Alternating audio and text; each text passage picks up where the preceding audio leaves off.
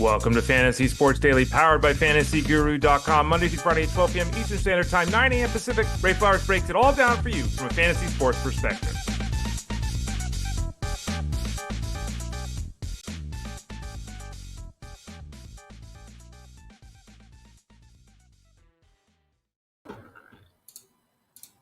Hey there, everyone. Ray Flowers of FantasyGuru.com. Hope you're doing well on this fine Thursday, week 5 of the NFL season. We got playoff fantasy baseball going on.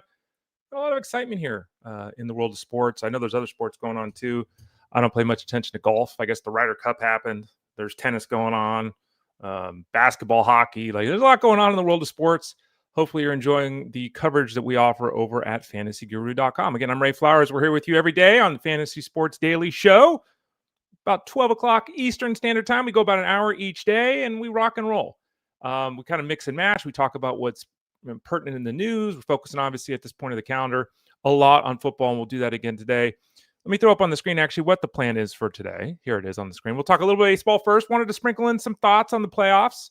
So we'll talk a little bit of baseball here just to, keep the baseball talk going a little bit longer. So we'll talk about that a little bit. Then we'll talk about something that's really, I'm going to say it this way, really important, and I think a lot of you are doing it wrong.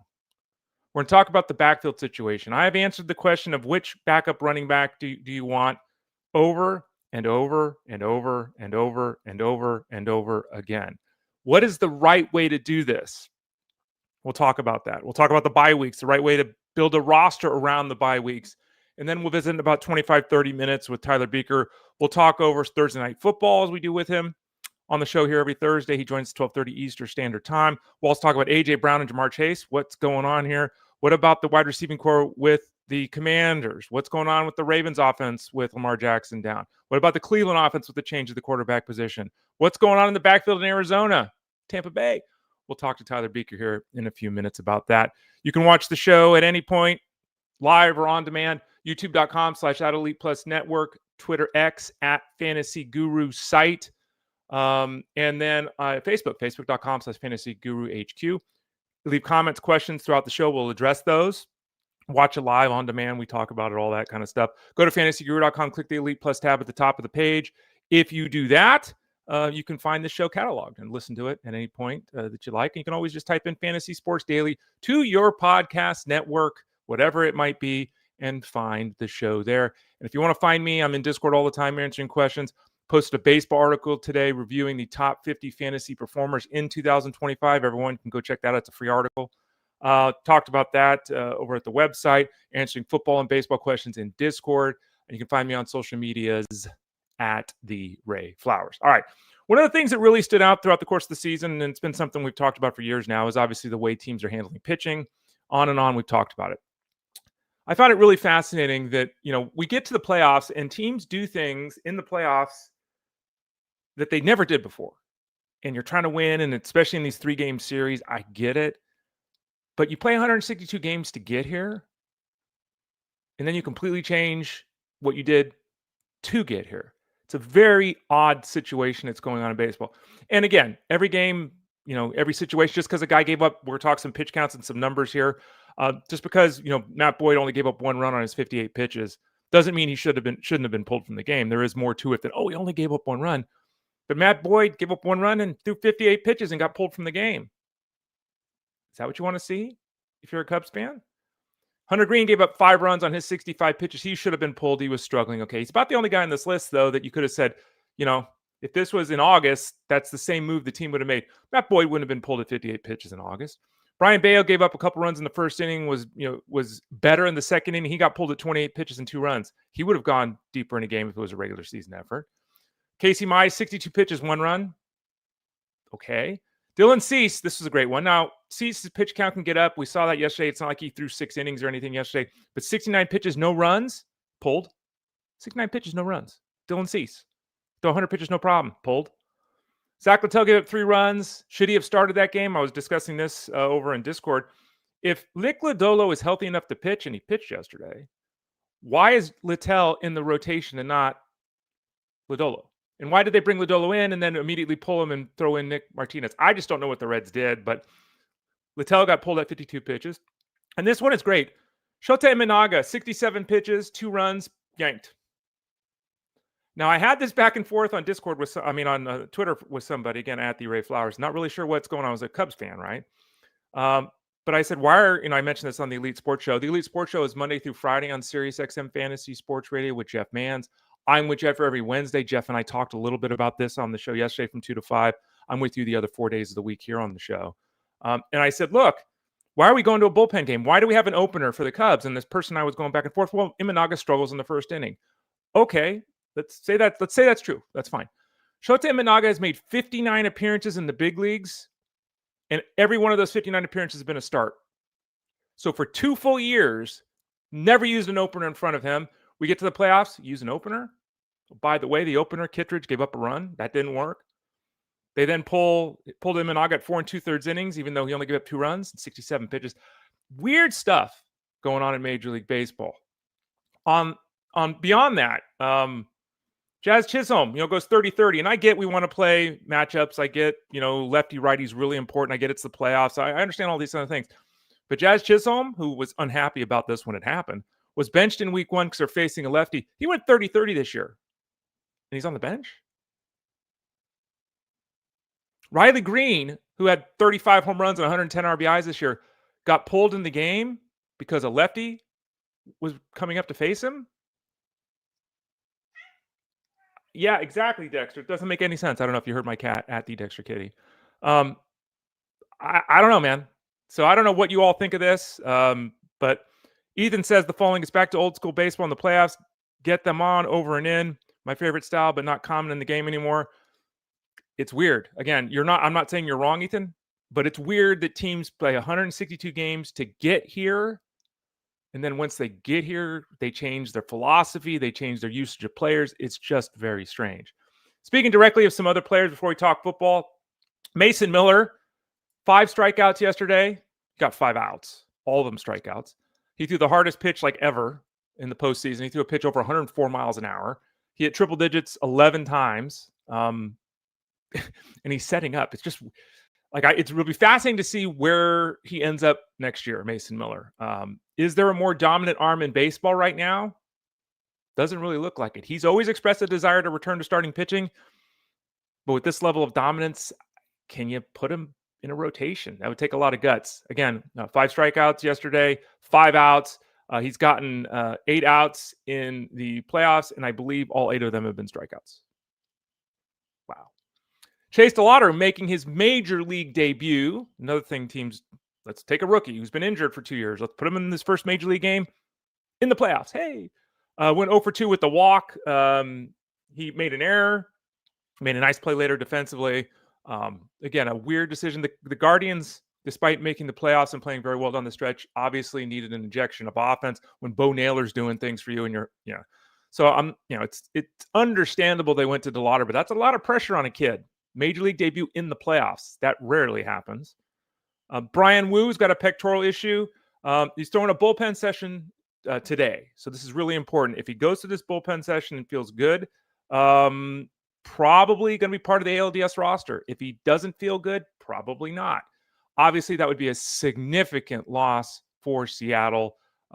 He'd probably pitch game 3 or 4 if he was able to, physically be good enough to go. We'll see, but obviously that's a huge call for the Mariners. And it just sucks at this time of year. It just sucks at this time of year that guys get hurt, right? You get there and then the guys get hurt. Chris Bassitt is expected to return. Speaking of injury, he's dealt with the back issues, missed the last couple of weeks with that. He's expected to be back on the ALDS roster for the Blue Jays. He's good to go. That's good. He'll start a game for them. Jose Berrios, who's got the elbow issue, will not be part of the ALDS roster. And at this point, I don't know even if the Jays go deep. I don't know if Berrios even pitches again this year. Not really sure what's going on there. But he's not going to be out there. And then finally for them, Bo Bichette. Toronto Sun's Rob Longley is reporting it seems increasingly unlikely that Bichette will be ready to play game 1 of the ALDS on Saturday. If Bichette isn't ready for the first game, he's probably not going to be ready for any of the games, right? They probably put him on the injured list and hope the Blue Jays will have to make it to the next round of the playoffs for him to return. Apparently, Bichette's doing better and he's progressing, but it's just a lot slower than they anticipated coming back from that knee issue he's dealt with. So not certain at all that he's going to be he's going to be a part of the active roster here for the Blue Jays. As Ethan said, I'd rather lose with my studs going at it rather than being too cute trying to mess it up. Here, Ethan, you are correct. I 100% agree with that statement. And I guess you could hear Dexter because Drew Liberty says, Dexter Kitty, right on cue. Yeah, he's pretty talented like that. He always, he used to be on Twitter X. Now he's on Instagram. He doesn't post much, at the Dexter Kitty. My dog, Ollie, just had his 5th birthday. If you want to see him in a birthday hat with a cake, at Ollie Aussie Dog. Dexter has made appearances on SiriusXM. He actually did kitty litter spots for SiriusXM years ago. He's an interesting fellow, former street cat that was rescued, an orange tabby. And he's a very vocal guy. He comes in and announces because he walks in behind me in the room. So he yells at me to let me know he's in the room. So we have a lot of fun here at the site. All right. Here's a situation I wanted to talk about. Running back depth and how to plan out your bench. I have a canned response, and let me read it real quickly, and then I'll dive into this because this comes up multiple times every single day in Discord over at fantasyguru.com. Here's what I've been sending to people. Quote, I'm quoting myself. I guess I don't need to do that. Grabbing backup running backs is guessing. There is no real edge to be gained in guessing. Cuff your guys. If not, all we're doing is best guessing and hoping someone gets hurt. It's just not a winning strategy. Okay? So this is probably, as I stammer and stutter, probably a third of the questions I get on a weekly basis are this question. If we take out the stardom sit-ems, it's this following question. Hey, which of these backup running backs should I add this week? Right? And earlier in the season, it was Tootin. And then it was Keaton Mitchell. And then it was Blake Corum. And then now it's Rashad White. And then now it's Kenneth Gainwell. And it was Jalen Wright. Now it's Ollie Gordon. It was, it was Scott. Now is it Akers? On and on and on and on. You, number one, need to do the following. Determine which offenses from the coaching staff to the offensive line, which we have a massive article about in the preseason every year. Ted Schuster and Armando Marsal write this article. It's thousands of words long. Which coach, Jeff Mann does the coaching breakdowns. Which coaching staff, which offensive line, and which scheme is good for the running. Which teams are going to run the ball a lot, which teams are going to run the ball effectively. Determine that, then get the running backs in those situations. That's the first move everyone should make. Boom. Okay. Number one. Number two, you then handcuff those running backs because you want the next guy up in that scheme system fit for the running back. What happens is no one reads the coaching breakdowns. No one reads the offensive line breakdowns. And all you're doing is randomly grabbing running backs. It doesn't work. You might feel better because you're grabbing, you're grabbing Kendry Miller coming off that, 60-yard game last week. You might feel better about that, but Kendry Miller's still scoring 7 points a week. You're not starting Kendry Miller. And even if you are this week because you have no choice, you're getting 7 points. Right? Ollie Gordon, you feel better if you have Kendry Miller than Ollie Gordon because Ollie Gordon's not doing anything. But if Devon Achane goes down, Ollie Gordon's touching the ball 15 times a week. Who would you rather have, Ollie Gordon or Kendry Miller? As an example. So what we need to do is we need to, number one, handcuff our guys. Handcuff. Because then we're not guessing on who's going to get hurt. We're investing in a system, a scheme, and an offensive situation that will produce on the ground. That's what we want to do ideally. Okay. As somebody who went through what a lot of you went through, right? In the SiriusXM Host League, I talked about this. In rounds 6 to 9 in my league, I took James Conner, Aaron Jones, Cedric Benson, and Jordan Mason. So I handcuffed both situations with the Vikings and the Cardinals. Aaron Jones goes down. I've got Jordan Mason working out perfectly. The situation in Arizona is a mess, though, and this happens at times. I drafted Connor, no problem. I got Benson. Now Benson's on the IR with his knee injury that's going to cost him 4 to 6 weeks. Sometimes things happen and it sucks. But I know that I did the right thing. I had the right process. It just didn't work out this time. Okay? What all of you need to do is focus on the right system. Because I recognize the questions I'm getting from you guys and gals. This week you're going from A to B to C to D to E to... Right players, right system, opportunity. We'll see how it works out. The reason it's just guessing is because you're just grabbing random running backs. You're hoping Alvin Kamara gets hurt or traded with Henry Miller. You're hoping Kyron Williams gets hurt or traded if you're grabbing Blake Corum. Like, you're not.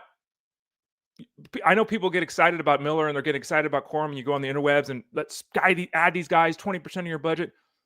For what? For 8 touches a week and 48 yards? It's useless. So those guys don't do anything for you. Then they go and get their, 7, 8 points 2 weeks in a row. And what do? You drop them for the next flavor of the week. In the situation of Woody Marks, it's a little bit different because Woody Marks saw a huge increase in workload. He saw a huge increase in snap count. That's a different scenario. Okay. If you're talking about a backup running back ascending to the number 1 spot, that's different than saying we like Brashad Smith long-term. Brashad Smith is getting 10, 12 snaps. Adding Brashad Smith right now before the Chiefs make the move away from Pacheco and away from Kareem Hunt is a really good idea.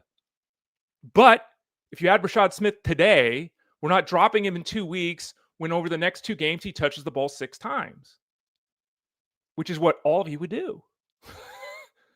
Remember, in an ideal scenario, you would have 6 running backs on your team, 3 starting running backs, all 3 of their handcuffs. That's it. You identify the right 3 scenarios. You take the first 3 starting running backs. You take the 3 backup running backs. That's it. You don't have to worry then each week about, do I start Pollard or Hubbard? Oh no, what do? Do I start Swift or Judkins? Oh, what do? You don't have to worry about that. Your lineup is set. Your depth chart is set. You just play the guys. All you have to do is spread out the bye weeks and make sure they don't match, and you're fine. Then when guy 1 goes down, you got guy 2. Just plug them in. So remember this, because again, this is literally a third of the questions I get beyond the stardom sit-em is which backup running back is the flavor of the week? Taj Brooks, no one is talking about. Chase Brown gets hurt, everyone in the universe is going to try to get Taj Brooks. So if you have Chase Brown right now, go get Taj Brooks. Because if Brown goes down with an injury this week, everyone in your league is going to want to get Taj Brooks. And then you're going to have to get in this bidding war, waiver priority, or spending your fab money. You're going to have to do all of that versus just getting him now for nothing. And putting him on your bench and having him there in case we get an injury to Chase Brown.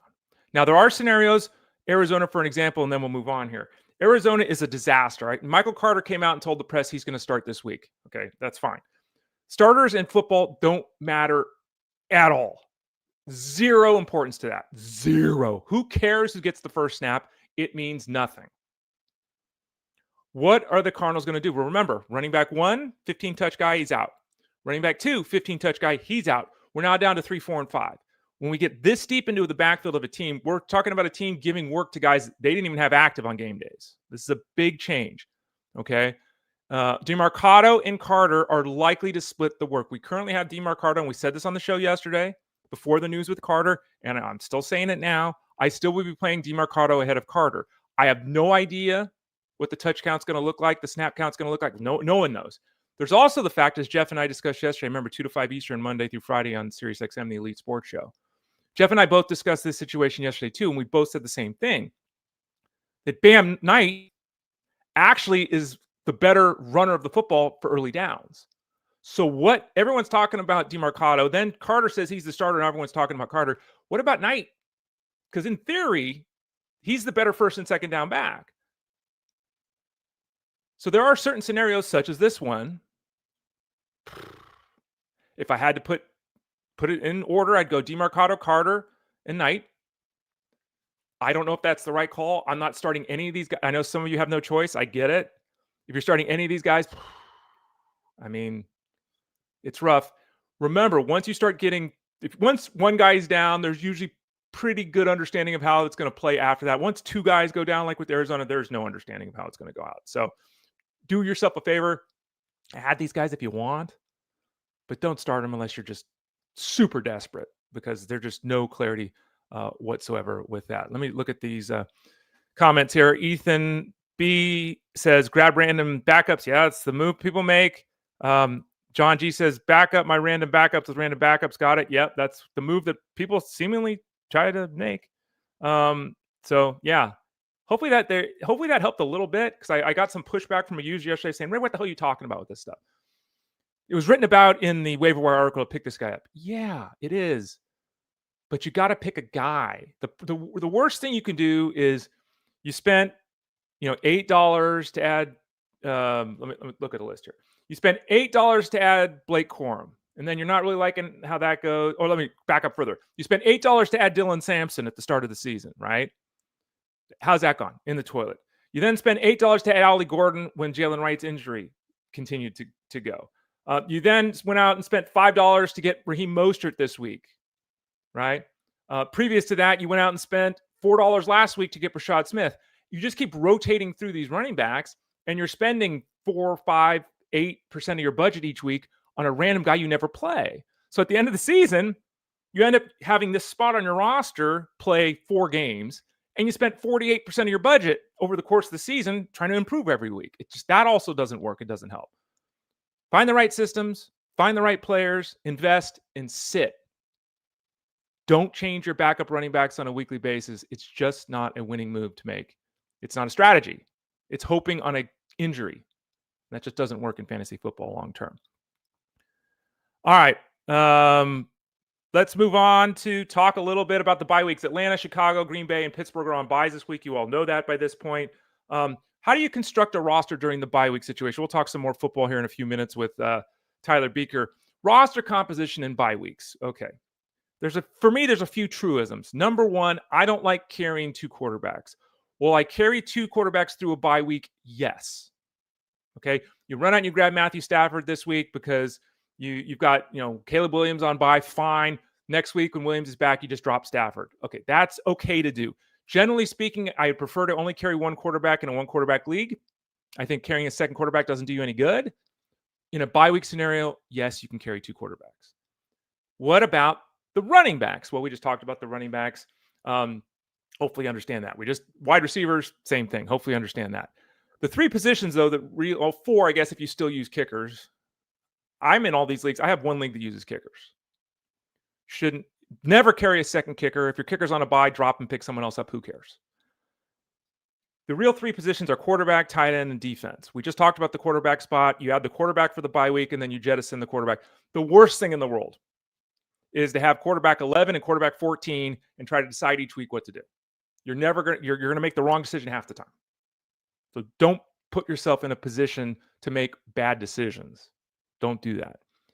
So let's talk tight ends and defenses. This defense one comes up a lot. And I'll say this as plainly as I can. I wouldn't, because we talk about being proactive at fantasyguru.com and on the Elite Sports Show and being a week ahead, right? Let's identify these players. Rashad Smith, let's get him for 3% of our budget today, 4% of our budget today, versus, oh, no, he had 11 touches and a touchdown this weekend. Now he's 15% of the budget, right? So we pride ourselves in being forward thinking. I think some of you have taken that too far. I will never, ever, ever, ever, ever, ever drop a position player a week early to add a defense for the following week. Not happening, ever. I'm not dropping Rashad Smith so I can pick up the Pittsburgh defense for next week. Nope, not happening. Okay, I will never carry 2 defenses. If we're in the fantasy playoffs, it's week 15, and your opponent, has got defense 19 and defense 6 is on the waiver wire, well, then we can block our opponent at that point in time, grab a second defense. It's different, right? But during the regular season, especially this early in the regular season, we're not carrying 2 defenses. Number one, we're not proactively getting a defense a week early, not doing that. And secondly, I'm not carrying a second defense. If I had the Packers, am I holding them this week? If everyone on my team is healthy, if I've got no injuries and my starting lineup looks good, and there are some scenarios where that's the case, okay. If I've got Brandon Ayuk or Rashee Rice, I'm dropping the Packers. As good as they are, I'm dropping them. Don't carry 2 defenses. It's just not a winning move. Same thing with tight ends. Carry 1 tight end. There are literally only a handful of tight ends, and it may not even be a full handful, maybe 3 guys. It might even be a full hand at this point. There's only a handful of tight ends that you can consistently say are separators from the field And they're guys that you just play every week no matter what. Then there's a group of 10, 15 tight ends that it's like, well, the matchup, who's at quarterback this week? What's the weather look like? And it's like, well, which one of these 15 guys is going to give me 12 points? What most of you do is you have that tight end, right? Let's say you've got, I'm looking at the bio, you have Kyle Pitts, okay? You have to make a decision here. You have to make an ad. And you say to yourself, well, I'm going to go grab Dallas Goedert because he's on the waiver wire in my league, right? He scored 3 touchdowns in 2 games. If you're going to do that, okay. But I'm dropping Kyle Pitts.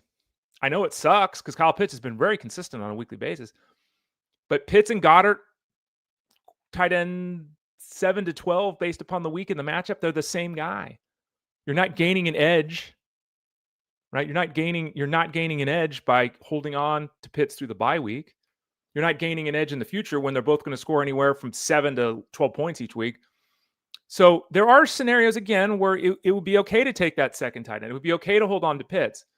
But with so many injuries across the land and with these bye weeks now, it gets very, very difficult. And I will say, going back to the running back point, and this question comes up all the time, Corum, Smith, who do I want? Do I want Corum? Do I want Smith? Do I want Dowdle? Do I want Rodriguez? The answer is yes, right? The answer is you want them all, right? So don't drop depth running backs to add a second defense, to add a second tight end, to add a second quarterback. If you're going to drop the depth piece, almost universally, I'm going to tell you to drop a wide receiver, right? Because everyone's got that wide receiver that scores 12 points and you add him and then he's scoring 4 points a week. Don't drop Jaden Blue, right? Don't do it. Don't do it. Don't drop Tootin. Don't drop Corum. Don't drop Rashad White. Don't drop RJ Harvey. Don't drop those guys to add a second of anything. Drop that last wide receiver on your roster if you want to make a move. I'm Ray Flowers of fantasyguru.com. I see Aaron here with a comment. One of my league mates calls it handcuffing. I called him an idiot, and I took my handcuffs during the draft. Good, Aaron, and you're going to win. And that's the thing. Not taking handcuffs can absolutely work and win. Absolutely. But long-term, you want to do the right things. Long-term, you want to make the right decisions because what happens? Long-term, you win, right? If you do the right thing consistently, it turns out in the right result. If you randomly are doing things, it could work. I talk about this in baseball all the time. Do I take pitching in the first round of the draft? Absolutely, 100% never. Could you take a pitcher in the first round and win your league? Absolutely. Absolutely. There's always a way to make this work. You could always be the person that guesses, which is what your league mate's doing, Aaron. You can always be the person that guesses, right? I don't think we should be playing the game of guessing. We got too much knowledge, too much information, too many good people over at fantasyguru.com to be guessing. Don't be a guesser. Just not a winning move. Again, I'm Ray Flowers of fantasyguru.com. I'm here with you Monday, Tuesday, Thursday, Fridays. On Wednesdays, I'm with Jeff Manns on the Elite Sports Show on SiriusXM Fantasy Sports Radio from 2 to 5. His show is Monday through Friday from 2 to 5. You can find this show at fantasyguru.com. Just click the Elite Plus tab at the top of the page. Type in Fantasy Sports Daily wherever you listen to podcasts, or 3 spots you can watch us live or on demand, and you leave comments and questions like we're dealing with throughout the show here. YouTube.com/@Elite Plus Network, Twitter X at Fantasy Guru site, and Facebook.com/Fantasy Guru HQ. All right, so there we go. There's a rundown. That's enough of me blabbing on by myself. So let's get the brains of the operation in here. He's with us every Thursday on the show at about 12:30 Eastern Standard Time. He's often on the live stream for the seasonal aspect on Tuesday nights at 7 o'clock Eastern over at fantasyguru.com. Friday nights, he hosts the DFS live stream over at fantasyguru.com. He's constantly writing up articles dealing with seasonal pieces, DFS pieces, wagering. He's kind of our lead football guy along with Ted and Jeff on the football side of things in terms of betting. And we see him here every Thursday, 12:30 Eastern Standard Time to talk some football with us. It is Tyler Beaker of fantasyguru.com. Tyler, how you doing today, bud? Doing good, Ray. Unplugged for a little bit yesterday. Went camping with the wife up by the lake, which was really nice. Did a fire, grilled some steaks and some little kebabs, had some fun, and get ready to get back into the groove here for a thrilling Thursday night football game. Did you use sterno? Did you use briquettes? What did you do there to cook that stuff? We had a fire pit where we just had nice. Actually there was a grate on top of the pit was already set up for us. It was perfect, actually. We brought our own little kind of makeshift thing that we were going to use, and we're like, man, we'll just use what they got here. We put our thing on top of it just for cleanliness, but yeah, it was a fun time. Didn't see Bigfoot, hear Bigfoot. Didn't happen. No. Oh, okay. I don't know. No Bigfoot sightings, but yeah, okay. Maybe there was. I don't know. Maybe we just missed it. Maybe you're too focused on those kebabs. Tyler Beaker of fantasyguru.com. Join us every Thursday. We'll talk some Thursday night football in a few minutes. But before we get to that, there's a lot of overarching stories here, storylines in the NFL that I wanted to hit on with you. And let's start out first, going back east to the Washington Commanders. Good news. Jane Daniels back this week. Terry McLaurin, though, still we don't really know.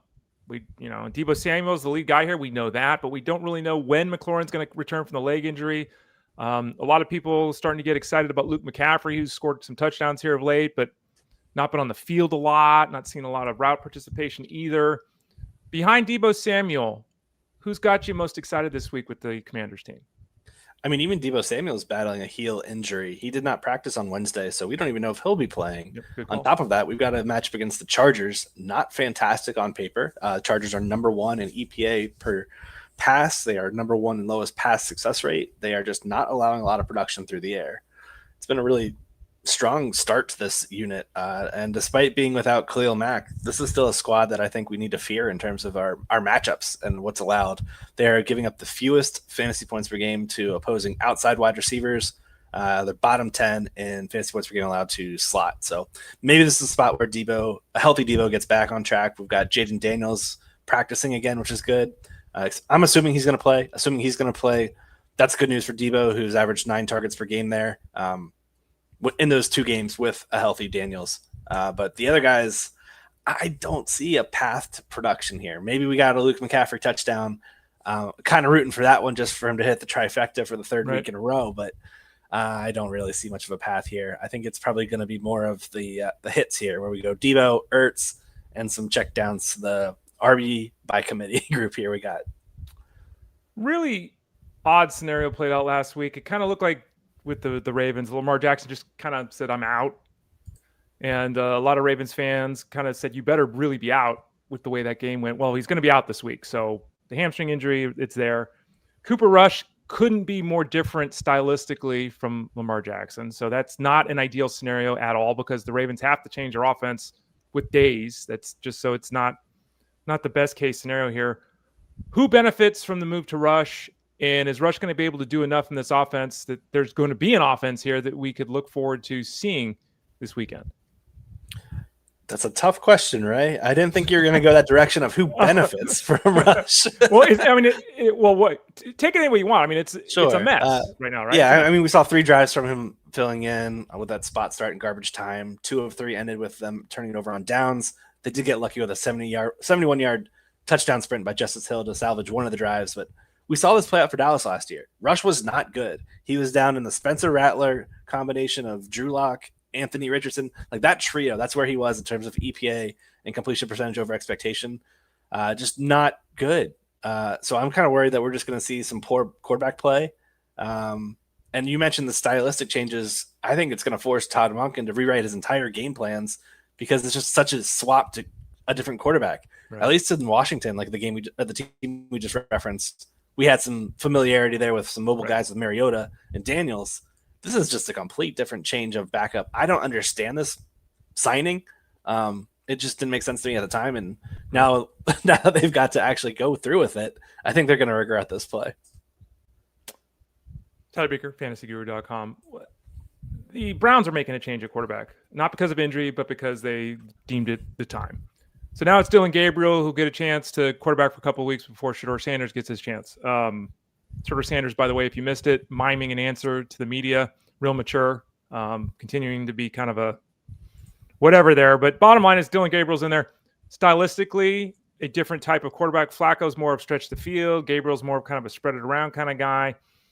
We've also got the injury to Cedric Tillman at the wide receiver position. He's got the hamstring issue that's sent him to the IR. So Isaiah Bond and Jamari Thrash now have to be more involved. What are we doing this week here with this Browns team, and what are your expectations with Gabriel? Oh, boy. So Gabriel is a mobile undersized lefty. I think that's the best way to sum it up in a very succinct way. He's playing without either of his starting offensive tackles. He's playing without his number one field stretcher in Cedric Tillman, who was placed on IR. Yep. And he's going against the blitz-heavy Vikings in a foreign setting in a foreign city. So best of luck, brother. I think this game's going to be a disaster. I think we're going to see 20-plus Quinshon Judkins carries where they just try to run the piss out of the ball and just not let the Vikings have any control of this clock whatsoever. But I also think it's going to be a tough matchup for Wentz and company on the other side against this tough Browns defense where they're going to shut down Jordan Mason and force it onto the arm of Carson Wentz. It's going to be up. Don't set your alarms if you're a West Coaster. Just sleep through this one. Check the box score when you wake up. A slobber knocker affair, as they used to call it in the old days. I don't even think you can go to like Fannin and Njoku anymore. Like these guys they're splitting stuff. We were at least banking on volume through Flacco. Right. Now that volume's questionable, I think I've dropped Fannin where I've got him. We always knew this was a short-term play. Right. Let's just say that right now. You and I talked about this specifically on the show a couple times. Mm-hmm. The time has run out. So go get Brenton Strange or whoever you need to get off waiver wires. Even Judy, I think he's down in wide receiver 4 flex territory. And then Isaiah Bonds, I mean, he looked like he was at least trying last week. Our guy Rich Miletto joined me on Tuesday's roster coach, and he was impressed with his level of effort. But I mean, the first time he was getting some serious run there with Tillman out. So at least there's the 1-for-1 replacement there. We know who it is. It's not going to be a barrage of multiple players coming in there. But for redraft purposes, I think this is just a fadeaway spot, and Bond you can play in maybe some DFS showdown spots. But I just don't see much fantasy goodness here in this matchup here in London. Tyler Beaker, fantasyguru.com. AJ Brown, well, the whole Eagles passing attack, but AJ Brown in particular, what are we doing here? He's disappointed. If you trade him, you're not getting anything close to what you invested. Is the investment moving forward going to pay off? Is it going to be this staccato, huge game disappearance? Obviously, a lot of this just comes down to game flow and game score and all that kind of stuff. And the Eagles winning football games, not needing to do anything, which is their end game goal is to win, right?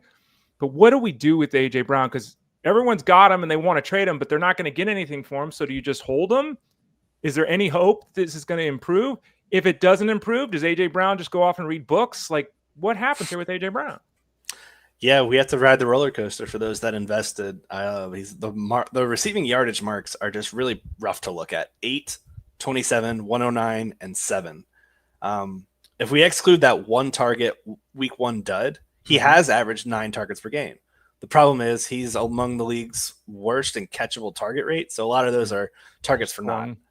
Yeah. Draws the Broncos this week. I think that's going to be an actually high scoring matchup. I could see these teams going toe for toe if we get the Eagles to throw the ball, which I think this is the type of coming out party that they need. They're playing a man heavy defense. Hurts and AJ Brown last year were the best combination against man coverage last year. AJ Brown led all wide receivers with a 4.53 yards per out run. He averaged 0.99 fantasy points per out run. He averaged a 52% first read rate when they faced man coverage. So every other throw, Jalen Hurts was looking at A.J. Brown. Kind of a lot. So I'm expecting this to be the bounce back spot that everyone is after last week. Okay. They're going to find a reason to play some wide receiver 3 over A.J. Brown, and I think it's going to bite him in the butt, where I think this is a big coming out week for A.J. Brown and company. We saw the emotional tweet that he put out where it was like some quote. I don't know what it was from, but it just made me smile because of the Denny Carter meme. But A.J. Brown, I think, is in for a bounce back spot, and I think you'd be a little bit regretful if you put him on benches this week. It's amazing to think, because, I mean, we can sit here and talk about skill level wide receivers. It's inarguable that he's an elite wide receiver. Like, it's, and we've seen it. That one game where he went for the 100 yards, he's spinning out of tackles, running guys over. Like, it's just amazing that the team's 4-0 and they don't use him. It's crazy because they love the run game. They've got a strong offensive line. Yeah, it's just working. I mean, if it's working, like if he was on another team, he'd be getting 10 targets a week, catching 7. He'd be 700 and a touchdown every week. Like, it's just crazy. Tyler Beaker, fantasyguru.com. 701. That was Jamar Chase last year. This year, another one of these scenarios where you invested first or second pick in your draft. Had a huge game with Joe Burrow. Then Joe Burrow gets hurt. Last 2 weeks with Browning. Browning hasn't performed that great. If you look at the numbers with Browning and Chase, obviously they're lower than Chase with Burrow. They're like half as good. What are we doing with Chase? Same scenario here. Like Chase people, I've seen people they're benching Chase, which I think is just banana pants. You can't bench Jamar Chase. Do you trade him? Sure, you're gonna get Brandon Ayuk back. Like, what are you getting? So, give us. Is there hope? I mean, or is he just going to be an 8-point-a-week guy the rest of the season? Yeah, it's tough. I mean, they are coming off two extremely challenging defenses. They've played the Vikings and they've played the Broncos. These are two of my favorite defensive coordinators in the league, where these guys constantly send the blitz and force the opposing offenses to play poorly. And we've seen them play poorly. They are currently now down near the Titans in terms of EPA per drive and offensive success rate. Not great, Bob. Not looking like this is going to be much of an improvement here against the Lions. The good thing is Detroit ruled out one of their starting cornerbacks for IR, DJ Reed. So I'm in for a bounce back spot for Chase. I think we are too quick to write players off. And when we look at NFL and how it's structured, we've got 7 days to just marinate over a poor performance. Right. You stack 2 of them back to back. 14 days of poor outings. Jake Browning can't move the ball. He's terrible. Blah, blah, blah. In baseball, we got a 1-day turnaround. And NBA, we've got a 1-day turnaround. Hockey, we've got the fact that we've got so much time to marinate on the negative makes people forget how great some of these wide receivers are. And were we freaking out with Justin Jefferson when he's been playing with Carson Wentz? He's been putting up some unbelievable numbers these last 2 weeks. Mm-hmm. I'm ready to just ride the wave of variance and say he's started off the last 2 games with a backup quarterback against 2 very, very tough defenses. He now goes to play the Detroit Lions. They're playing at home in Cincinnati. I think we get a get-right spot here for Chase. They play a lot of man coverage in that defense. I love Chase's chances one-on-one in any type of man situation. So, yeah, I'm in for Chase. I think people that are going to be playing, like I said, wide receiver 3s over these guys that you drafted in the first 2 rounds are going to be really regretting it this week. By the way, going back to A.J. Brown, Aaron has a question. What would you put the over-under receiving yardage for A.J. Brown? You said you're expecting big things from A.J. Brown this week. 50 yards, 60 yards. What's the over-under mark for you, Tyler, if you had to put it out there? I would imagine books have it close to 64.5. Right. Would you take the over or the under on it? Over? Yeah, I would. Yeah, I took the over on it. Okay. I talked about the situation a little bit earlier. I want to get your take on it. And before I even ask names or dive into it, the answer to this question is no. Okay. So who do we start from the Arizona Cardinals backfield this week? No. All right. I know some people are on bye. Some people are dealing with injuries. They've got no choice.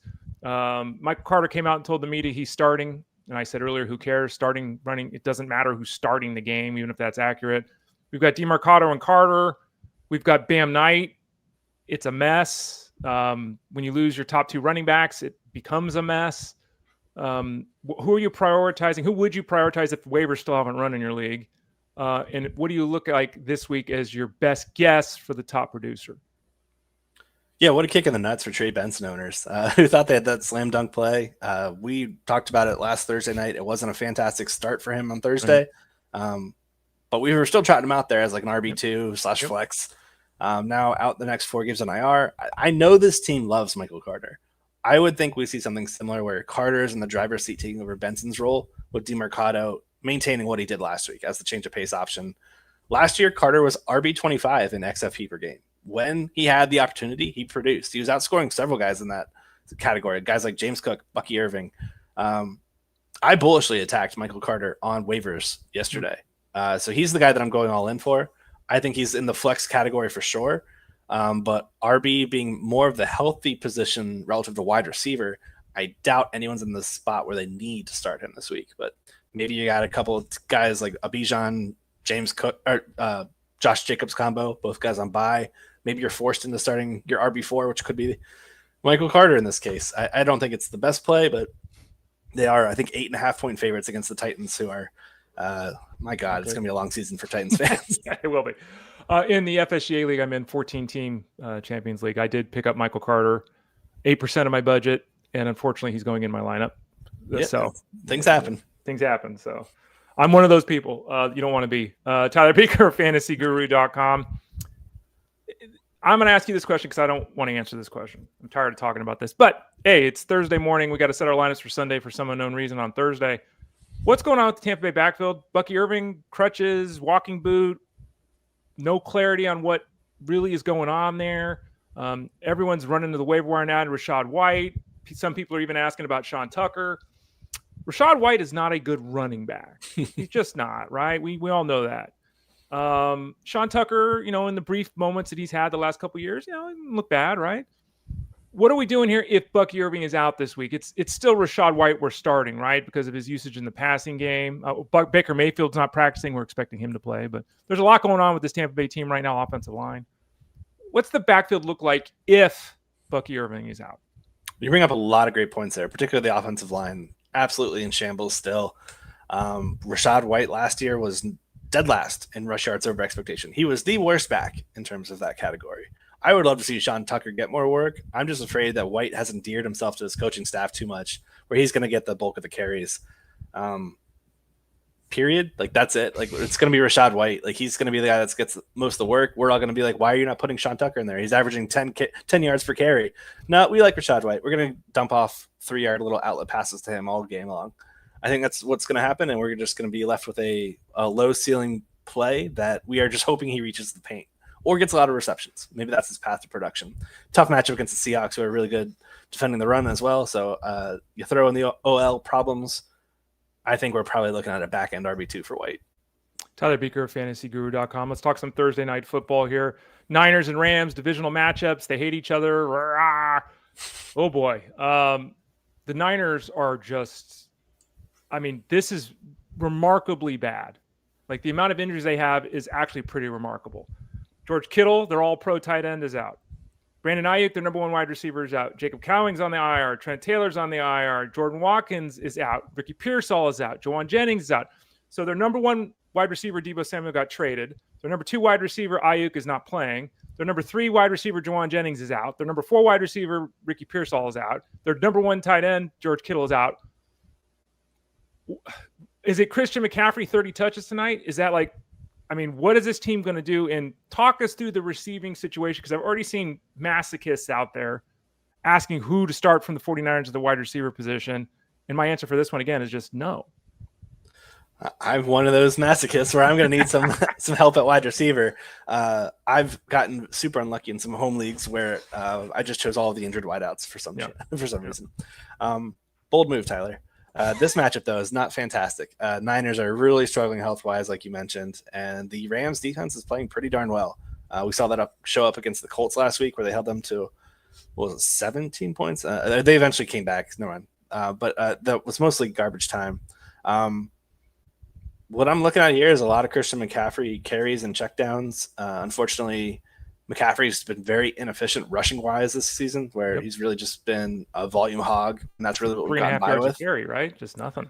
Yeah, it's just minuscule. I think we could see a good amount of slot work for CMC. I could see him being utilized that way as just a way to change things up. And some extra Brian Robinson touches, actually. I think he could be an interesting play for them. And as for multiple reasons, to keep CMC healthy and to also kind of offer a little bit of a change of a pace to what McCaffrey offers rushing-wise. The wideouts are tough to click. By the way, neither one of us has mentioned Brock Purdy's out too, which we both know, but just to throw it out there in case people missed that news yesterday, he's also out. Go ahead, Tyler. So we've got an immobile Mac Jones coming in, where Jones is also battling injury, so he's probably not going to be rushing much. I don't mind the under on his 6.5 rushing yards prop.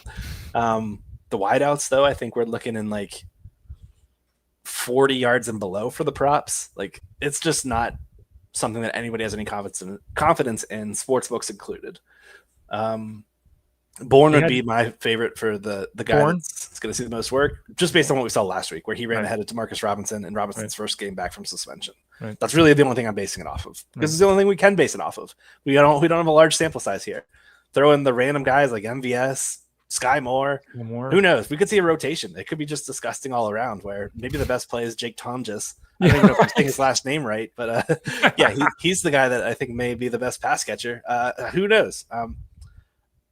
It's honestly just a spot to avoid for start sits if you can. You're gonna have to be in a tough spot like me, where I've got 3 banged up wide receivers, and I'm forced to go this route. I hope you guys are not in that same situation. I said Kendrick Bourne too. For what it's worth, folks, I said Kendrick Bourne a couple times in Discord this morning, but please try to avoid it if at all possible. What about the other side of thing with the Rams here? The concern now is that the Niners offense isn't going to do anything. Rams defense is really good. The matchup we just talked about, everyone's hurt. They're going to end up shutting this thing down at halftime. They're going to be up 17-3, and they're just going to hand the ball off the whole second half. What are you looking at and expecting from the Rams offense tonight? Big weapons here. Puka Nacua, Devontae Adams, Kyron Williams, Matthew Stafford. There's some weapons here. What's your expectation with the game flow and everything tonight? Yeah, we love the Rams because they're super consolidated in where the targets go. These two guys, Nacua and Adams, I believe they're still number one in most consolidated targets between the top two pass catchers. Game flow is a big concern, but matchup, it's fantastic. The Niners are really struggling on the back end, particularly on the perimeter. I think we could see Adams reach the paint in this matchup. Nacua is basically an extension of the run game where they're just using him as a high percentage slot guy. I like both these guys. I'm not going to be worried about game script to push off these guys at start sit formats for sure. But we're really just hoping touchdowns can mask maybe a low volume matchup for these guys where they could turn to the run heavily. The good thing is the Rams are top 12 in pass rate in the red zone, so we got some juice we're working with there. Right. And they're implied for 27 points, so let's round that up to 28. That's 4 touchdowns. So, yeah, we're looking at some juice there. Stafford, I think he's a strong starter if you're forced to stream. Yep. Probably more of a high floor than a high ceiling, but it's always tough with that kind of quarterback that's immobile, and we've got to just really bank on the touchdowns. That said, 27 points is not a bad quarterback to target here. And they're facing a Nick Bosa less pass rush. We saw last year, was it last year or the year before? There were times where this team played without Bosa where they went extremely blitz heavy to try to mask his loss. I'm curious to see if they do that route here. That's one thing I'll be watching for this matchup. But the run game, I think there's a chance we see a good amount of Blake Corum actually, with Kyron kind of zoomed out in terms of the workload, which we've kind of seen these last few games where it's been more Corum than what we saw last year. I just think this is just a good spot where these guys are just going to rack up the volume. Second half should be icing it away, where it's probably going to be one where East Coasters can fall asleep to and feel comfortable that they made good bets. Speaking of bets, do you have a free bet tonight? Again, go to fantasyguru.com, click that subscribe tab in the top right corner. Get signed up for the seasonal NFL product, the DFS football product, the betting football product. You got a bet tonight, or did I just sell it too hard, Tyler? No, I'll give you guys one. Okay. So I placed 2 in our Discord yesterday, and the lines moved substantially because we got the final news of the Niners. I can't give you guys either one of those plays. The juice is just way too much now. What I am going to do is talk about something that we just discussed. Devontae Adams, anytime touchdown. He's hit it in 3 straight. He currently leads all wide receivers in end zone targets. Yep. The Rams are top 12 in red zone pass rate. And the 49ers pass defense has given up a lot of production to the perimeter guys. I think we got some good wide receiver versus cornerback matchups here for Adams to take advantage of. I would play that one for a half unit. I found the best odds available at Bet365 and Bet Rivers for whoever has those capable at plus 120. So, this guy scored 3 weeks. We're not going to get a great juice number, but I don't mind playing a half unit on that one. Tyler, let's go to the chat and answer some questions that were asked here. Kyle M has a question. Got offered Bowers for Warren this week at the tight end spot and declined. I don't trust Bowers' situation. So in this instance, Kyle kept Warren and didn't take on Bowers. Bowers has fallen from 6.5 catches to 4.5 catches. His yardage is down. There's concerns about his knee. There's concerns about Geno Smith. Would you rather have Bowers or the rookie Warren if it was your team? Well, keep in mind, Warren's run extremely hot, where this Colts team has just been able to convert almost every first down they've needed to get. They've been on the field a boatload. They've rarely punted these opening 4 games. So opportunity-wise, I think Warren is running about as hot as possible. That said, I've dropped Josh Downs in a league because Warren has really just taken over that role. He's made Josh Downs replaceable. I think this is a fair offer. I just don't blame you for not taking the injured player. I don't really want to invest in an injured Brock Bowers if I don't have to. So I think it's fair. I just will mention I think Warren is running at like his apex right now. Tyler Rod's got a question here. He needs to bench 2 of the following, and this is a group of players that the answer is none, really. I mean, these are all startable assets this week, but we need to bench 2 of Judkins, Woody Marks, we haven't discussed, McCaffrey, Kyron Williams, and Ken Walker. I mean, Walker, Williams, McCaffrey, like I love the rookies, but you mentioned the concerns about the matchup with the Browns and the uncertainty, I think, with Marks, because Chubb is still involved here. What are you doing here in this? Who are the two guys you're leaving out? Marks, Judkins, McCaffrey, Kyron Williams, and Kenneth Walker. Yeah, Marks would be the first one for me where I would not be playing him. I think you have to start Christian McCaffrey purely on volume. I mean, even if the rush matchup's bad, we got a lot of pass work we're working with here. His reception prop is at 6.5, so this guy's going to get a lot of catches at least. Mm-hmm. And then Kyron, I think, is also a good play here just on game script. I think I already said him. Yep. Mm-hmm. The Seahawks play the Bengals. Is it the Bengals? Seahawks. I'm drawing a blank too. Let's be an idiot. They play Tampa Bay. Tampa Bay. Okay, so Vita Vea and that company has been really stout against the run. Really, they held Saquon Barkley in check last week. That's multiple weeks where they've just allowed very minimal production to the ground, even with Kalijah Cansey on IR. I don't mind fading Walker for Judkins. The problem is I think Walker has a better path to receiving work. Well, as I say that, I'm not really sure with how much Dylan Gabriel will check down. This is a tough question. I understand asking it, Rod. So, okay, we got CMC and Kyron at the top. I'm going to play Walker as my next one. But let's look at injury reports. Maybe that will be the way that helps decide, because I like Judkins a lot. I think he's going to see a lot of volume. I just worry about him not being able to rip off an explosive game because of the poor blocking by a lot of backups. I mean, they just brought in Cam Robinson from the Texans this week, and I think they're just going to plug and play him at left tackle and just see what we got. Not an ideal scenario. Robin T has got a streaming question at the quarterback spot, and this is interesting. Some leagues everyone's got two quarterbacks. Some leagues like this one they don't. Bo Nix is, I think, viewed as a QB1 still. Played much better last week. Jackson Dart's got the wheels. Sam Darnold's fine, but he's not exciting. Stafford we've already talked about. He's a great streaming option this week. Carson Wentz, and then Trevor Lawrence. To me, this is down to Stafford or Dart. Excuse me, Stafford or Nix. Do you see it differently, and who would ultimately your answer be, Tyler? Yeah, I'm between Stafford, Nix, and Dart, actually, the trio there. Mm-hmm. I want to say Stafford, even with this lack of a Niners offense showing up. Mm-hmm. Usually we want some push back and forth.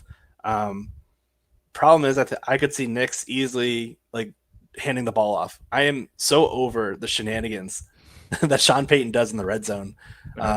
He's just very tilting in that manner, where I could see the Broncos finish drives on the ground and Nix maybe has a decent performance. So I'm between Stafford and Nix. Now I say this out loud, but I'd probably go Stafford because of the implied team total there. 27 points is a lot of points.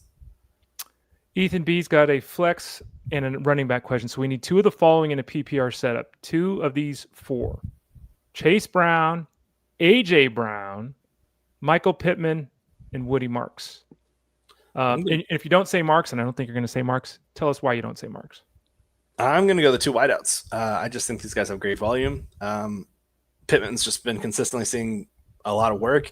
If we take out that week 2 matchup against Patrick Surtain, he's just been on fire. He's the guy that I'm going to go with as the first play, and then AJ Brown too. I just talked him up a little bit ago. I just think it's a fantastic spot against a man-heavy defense.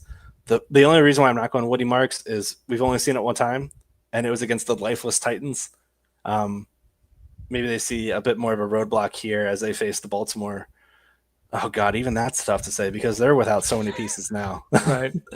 The hang-up is Nick Chubb. That's really what it comes down to. But I mean, he's still expected to get 11, 14 touches like he did. He still got the work last week. He's still on the field. They split snaps and he's there. He's not going to disappear. That's very true. Would you go Marks over Pittman? I think I'd go Chase Brown over Pittman, honestly. Okay. But yeah.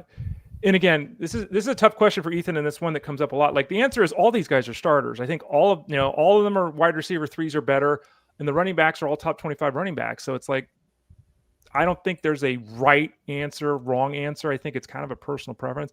I would go Brown and Brown. Sounds like you'd go Pittman and AJ Brown, which is fine. I think we both agree that Marks would just be the 4th. So hopefully, Ethan, that helps out a little bit. At least we focused on 3 of the 4 guys. Ethan, by the way, says I might need to suit up for the Niners. I'll see if I can get off work early. Do some stretching there. Get out there. Final question by Eric I here for you, Tyler. And I talked a lot about the backup running backs earlier in the show and this idea that every week people are grabbing a new backup running back and it's just a carousel and it doesn't work. In this spot for Eric, we got a bunch of these guys, but in this scenario, one of these guys has to play this week. So it's not just, hey, we're worried about week 9. We need this guy right now. Sean Tucker, Jaden Blue, Rashad Smith, Kendry Miller.